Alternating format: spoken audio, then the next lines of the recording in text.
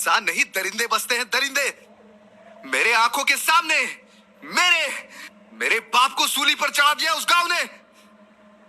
उस रत्नागिरी से और वहां के लोगों से नफरत है मुझे, नफरत है मुझे, नफरत।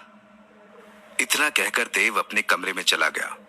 वो बहुत गुस्से में था, तो अंजलि ने ना उसे रोका और ना ही वो देव के पीछे गई। तभी निखिल वहां आ गया। उसे देखते ही अंजलि ने कहा, देव को इतना नाराज मैंने पहले कभी नहीं देखा। मुझे नहीं पता था कि रत्नागिरी के लोगों ने उसके पिता के साथ। क्या ये सब तुम्हें पता था निखिल? नहीं, मैंने भी अभी सुना। मुझे तो ये भी नहीं पता था कि देव का कोई गांव भी है। रत्नागिरी के बारे में उसने मुझसे कभी कुछ नहीं कहा, और ना ही अपने पिता के बारे में। देव ऐसा ही है, वो अपना दुख बस अपने तक ही रखता है। तभी निखिल बोला, मुझे लगता है हमें इस वक्त देव को अकेला नहीं छोड़ना चाहिए, हमें उसके साथ होना चाहिए। नहीं निखिल, देव को भी कुछ देर अकेले ही रहने दो। एक बार उसका गुस्सा थोड़ा शांत हो जाए ना, तब हम आराम से उससे बात करेंगे। अंजलि ये कहकर निखिल के साथ वापस गार्डन की तरफ चली गई। दूसरी तरफ सीढ़ियों के नीचे बने स्टोर रूम में मौजूद मायावी शैंकी ने ये सब कुछ सुन लिया था। वो ये सब सुनकर हैरान था। उसने खुद से कहा, देव के बाप को रत्नागिरी के लोगों ने सूली पर चढ़ाकर मार दिया था। ये क्या माजरा है? मालिक ने तो कहा था कि उन्होंने देव के बाप को। अचानक ही शैंकी की फोन की घंटी बजी, तो शैंकी जो खुद से कह रहा था वो बात पूरी नहीं हुई। शैंकी ने जेब से फोन निकाला। स्क्रीन पर एक नाम चमक रहा था, मालिक। शैंकी ने कॉल पिक किया तो फोन की दूसरी तरफ से एक भारी सी आवाज आई, क्या चल रहा है वहाँ? मालिक, इधर तो तमाशा हो गया है। वो देव, वो रत्नागिरी नहीं आएगा। रत्नागिरी का नाम सुनते ही उसका पारा 7वें आसमान पर पहुंच गया था। लेकिन मुझे एक बात समझ नहीं आ रही है कि आप उसे रत्नागिरी बुला ही क्यों रहे हैं? आपने तो कहा था कि देव को डरा कर भगा देना है किसी और शहर में, उसे रत्नागिरी से दूर रखना है, और अगर वो नहीं माना तो उसे जान से मारने का हुक्म भी दिया था आपने।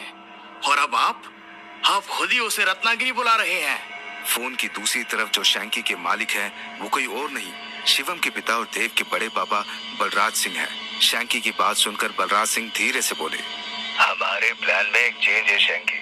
दरअसल कल रात ही हमें अपने छोटे भाई सूरज सिंह की वसीयत मिली।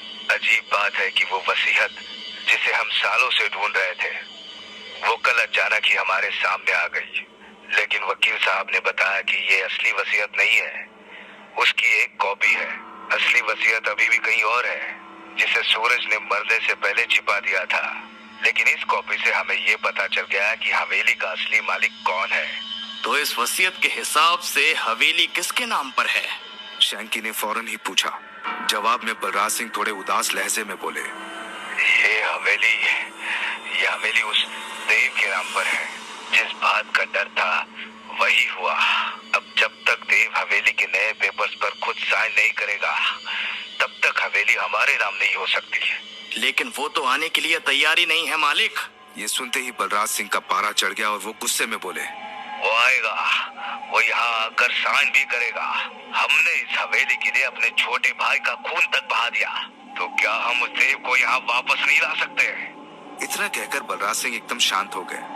कुछ सोचकर वो आगे बोले, अगर देव का मरा हुआ बाप फिर से जिंदा हो जाएगा, तब तो वो आएगा ना यहाँ, तब तो उसे आना ही पड़ेगा। और फिर देव वही कहेगा जो उसका बाप उसे करने को कहेगा। तुम समझ रहे हो ना शंकी कि हम क्या कह रहे हैं? जी मालिक, मैं अच्छी तरह समझ गया कि मुझे अब क्या करना है। उधर देव अपने कमरे में अकेला बैठा हुआ था। गुस्से से उसका चेहरा भी अभी लाल हो रहा था। अचानक ही कमरे की खिड़की खुल गई और हवा का एक तेज झोंका सीधे आकर देव से टकराया। उस हवा से टकराते ही देव जमीन पर गिर गया। सुदीप, ये तुम ही हो ना? देव ने घबराते हुए कहा और उठकर खड़ा हो गया। देव इंतजार में था कि सुदीप का जवाब आएगा, लेकिन ऐसा नहीं हुआ। हुआ ये कि कमरे में अचानक से ठंड बढ़ने लगी। देव का पूरा बदन ठंड से कांपने लगा।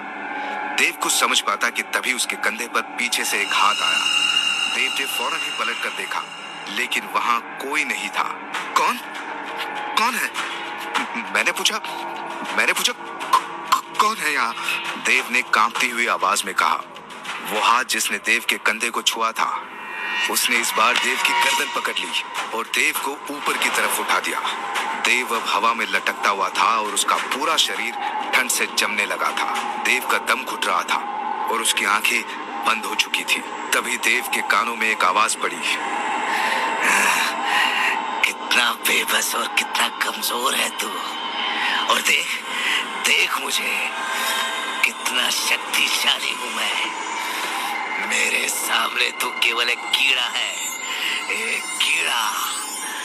कभी भी, कहीं भी, जब मेरा जी चाहे मसल सकता हूं मैं तुझे, और तू कुछ नहीं कर सकता, कुछ भी नहीं। बस भीख मांग सकता है अपनी जिंदगी की भीख।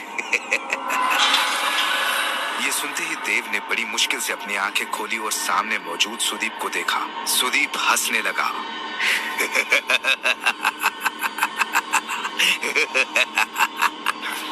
छोड़ दो मुझे सुदीप, छोड़ दो मुझे। देव ने तभी सी आवाज में कहा। तभी सुदीप ने एक नजर दरवाजे की तरफ देखा और फौरन ही देव को छोड़ दिया। देव जमीन पर आ गिरा और अगले ही पल सुदीप हवा में तब्दील हो गया और हवा का एक तेज झोंका खिड़की से बाहर निकल गया। देव जमीन पर गिरा हुआ खांस रहा था कि तभी उसके कमरे में कोई दाखिल हुआ। उठो देव, उठ जाओ, घबराओ नहीं, मैं आ गया हूं, अब सब ठीक हो जाएगा। देव इस आवाज को पहचानता था। उसने चौंक कर पीछे देखा और एकदम से उठकर खड़ा हो गया। देव का दिल जोरों से धड़क रहा था। उसकी आंखों से आंसू गिरने लगे। देव के सामने इस वक्त कोई और नहीं, उसके पिता सूरज सिंह खड़े थे, वो भी एकदम सही सलामत।